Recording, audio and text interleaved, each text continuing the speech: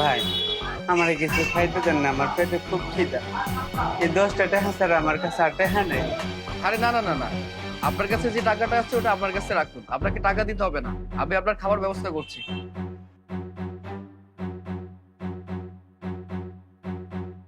আল্লাহ, যে আমার দুটা দানা ভাত খাওয়াই, তাহলে তুমি তার মনে এসে পূর্ণ করো।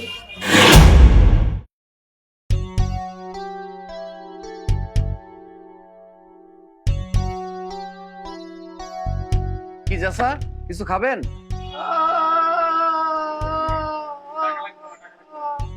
আচ্ছা আচ্ছা আচ্ছা, আমি বুঝতে পারছি আপনার কাছে টাকা নেই, এই তো। সমস্যা নাই, আপনি বসেন, আমি খাওয়ার ব্যবস্থা করতেছি। এ রহিম, এদিকে আয় তো, এদিকে আয়। জি ভাই। চাচারের ডিম খিচুড়ি দে, যান বসেন। ঠিক আছে, দিতেছি ভাই।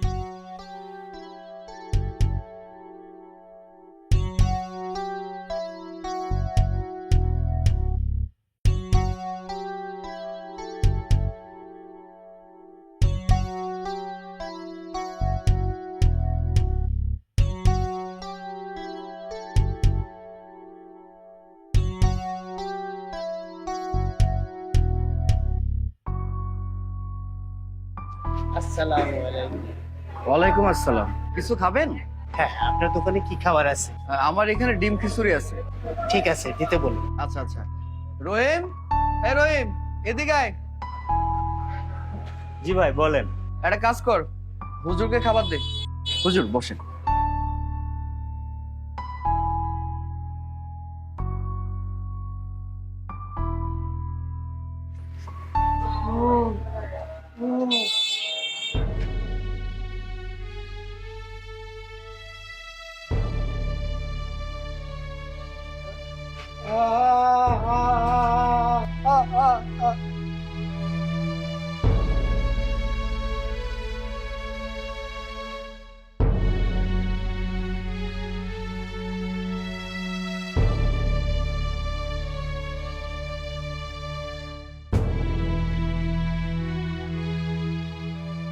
বাবাজি, একটু দাঁড়াও, তোমাকে একটা কথা জিজ্ঞাসা করি, তুমি সত্যিকারে আমাকে জবাব দিবে। জি হুজুর, বলেন। কিছুদিন আগে তোমাদের হোটেলে আসছিলাম, এসে দেখলাম প্রচন্ড ভিড়। আমি ঢোকার সুযোগ পাইনি। শুনলাম তোমাদের দোকানে অনেক পদের আইটেম ছিল, এখন শুধু ভুনা খিচুড়ি। এটার কারণ কি বাবা? কি আর বলবো হুজুর, দুঃখের কথা। আমাদের এই হোটেলটা অনেক জমজমাট ছিল। আমাদের যে হোটেলের মালিক রহমান ভাই খুব দয়াবান ব্যক্তি। মানুষের বিপদ দেখলে উপকার না করে একদম থাকতে পারে না। কেউ খালি হাতে আসলে তাকে পেট ভরে খাওয়ান দেয়, আর কেউ সাহায্যের জন্য আসলে তাকে ক্যাশ থেকে টাকা দিয়ে দেয়। হুজুর, এভাবে সাহায্য করতে করতে ঘর বাড়ি জমি জমা সব বিক্রি করে ফেলাইছে।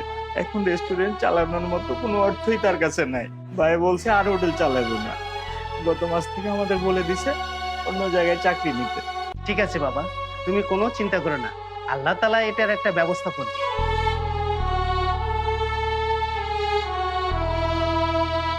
বাবা, আমার একটু সাহায্য করবেন? আমার বাড়িতে 2টা পোলাপান আছে, সকাল থেকে না খেয়ে আছে। আমার একটু সাহায্য করেন না। আজকে ভিক্ষা করে 2-4টা পয়সা পাই নাই বাবা। আমার একটু যদি খাওয়ান দিতেন না, তাহলে আমার অনেক উপকার হইতো। দেন না বাবা। আচ্ছা আচ্ছা আচ্ছা খালা, আপনি কোনো চিন্তা করবেন না, আমি আপনার খাবার ব্যবস্থা করতেছি।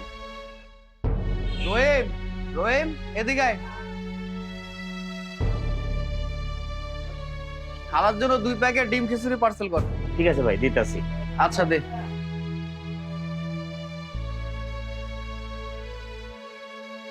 খালা, এই টাকাটা রাখুন। আরে, আমি আপনাকে খুশি করে দিয়েছি, আপনি আমার জন্য দোয়া করবেন।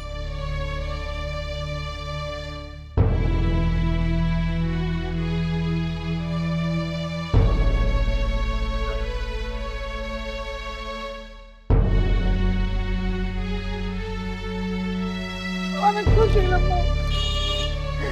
আল্লাহ তোমার অনেক আনন্দ দিব। আল্লাহ, যে আমার সাহায্য করছো, আর দোকানটা তুমি বইরা দাও, মালামাল করে দাও আল্লাহ। আমি গেলাম।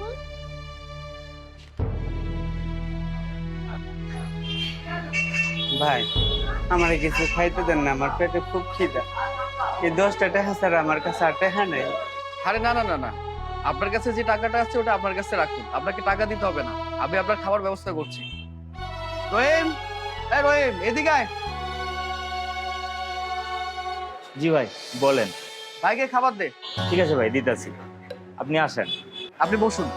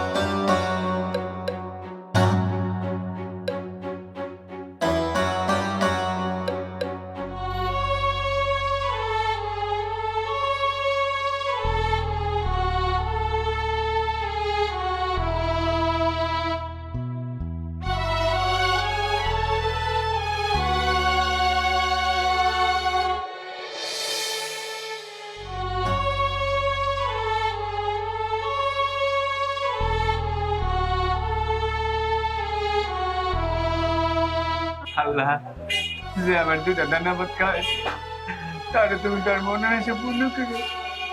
আল্লাহ তার হাত টাচ করে দিও মাহবুদ। আল্লাহ তাকে অবরোধ করে দিও মাহবুদ, যে আমার দুটা ভাত খাওয়াইছে। আমার পেট চোপড়ে দিয়েছে আল্লাহ, তারে সুখী শান্তিতে রেখো।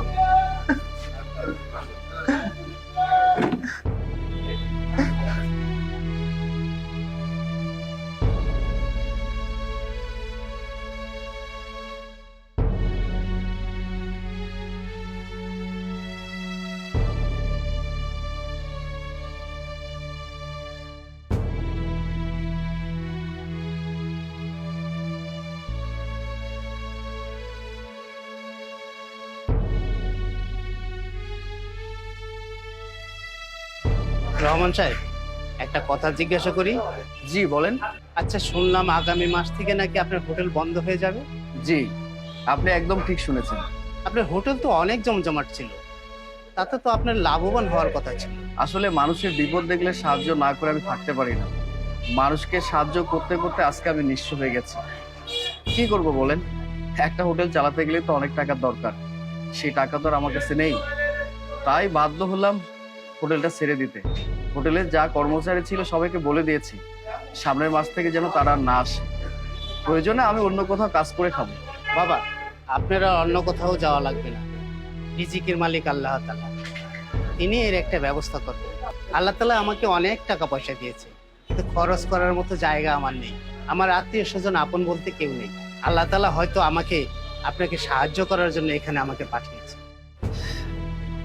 বাবা, এই চেকটা ধরেন। এখানে 50 লক্ষ টাকার একটা চেক।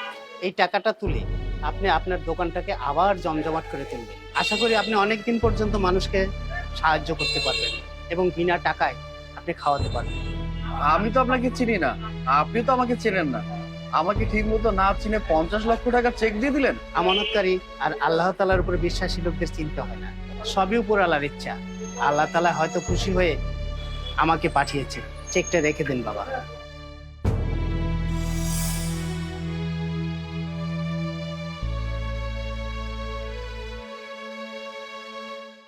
আমাদের এই ভিডিও যদি আপনাদের একটুও ভালো লাগে তাহলে অবশ্যই লাইক, কমেন্টস এবং শেয়ার করে সবার মাঝে ছড়িয়ে দিন।